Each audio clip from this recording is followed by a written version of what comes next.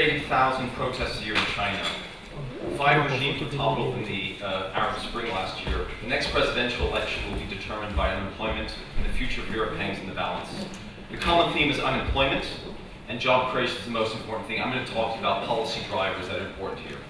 If you look at economic development, the 3 most important issues in economic development are specialized human assets, which is essentially not just PhDs, but vocational training individuals. It's also innovation, and it's entrepreneurship. And these days, entrepreneurship is even more important because we live in a world that's fast-moving, fast-paced with change, and it's globalizing. So the entrepreneurship solution is the one that enables us to move quickly, develop new products, and respond to the global demands. But how do you boost entrepreneurship? There's so many ways of doing that, and everyone will have their lists. There'll be financing, there'll be skills and talent, there'll be support services, mindset. There's so much out there. What do we do? And if you look at the literature, they say the same thing. Well, you have to develop the entrepreneur. You need the guy with a certain life situation. You need the guy with a certain personality and a heritage. You need the ecosystem that needs to support that. But really, we need to make some choices in the policy landscape. We need to think about the high-impact entrepreneurs, and Endeavor talked about this. It's those ones that are going to create the most jobs. If you look at the US, the net job creation in the US over the last 10 years has been high-impact entrepreneurs, not big companies. And then there are 4 paths to an entrepreneurship environment. There's the classic approach, and the classic approach is the one that we all know, the one that everyone talks about is Silicon Valley.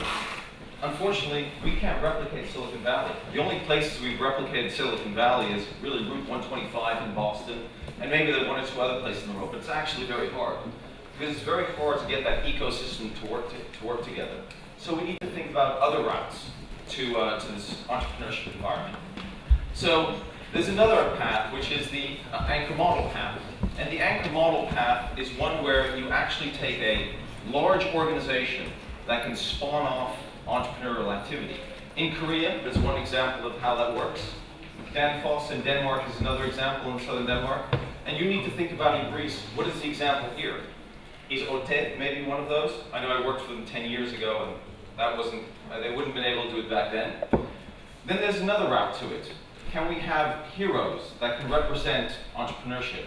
I think iKiosk showed a hero on the board. I'm not sure who would be the guy, but maybe the iKiosk guys are those heroes.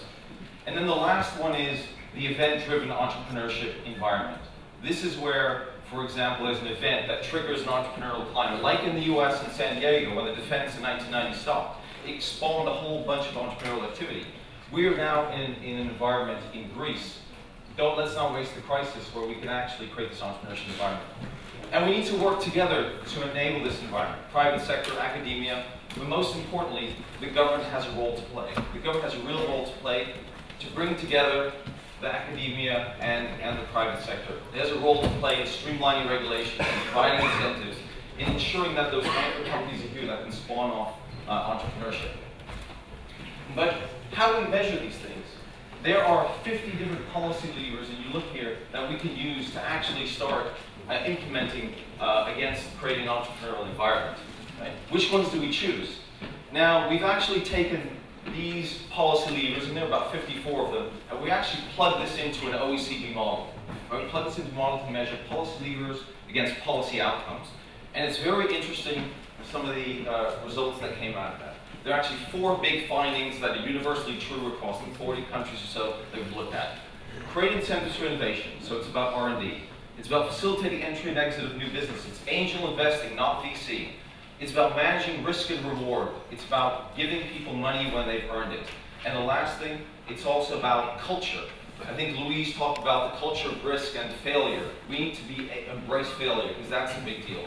We've done this in 50 countries around the world. We're now also going to do it in Greece, this entrepreneurship survey. We're doing this together with the Kaufman Institute and with the Hellenic Association for Young Entrepreneurs. Please fill out the survey, and we will know how to ignite Athens, how to ignite Greece, because we'll understand which policy levers are best suited to create an entrepreneurship culture in Greece. Thank you very much.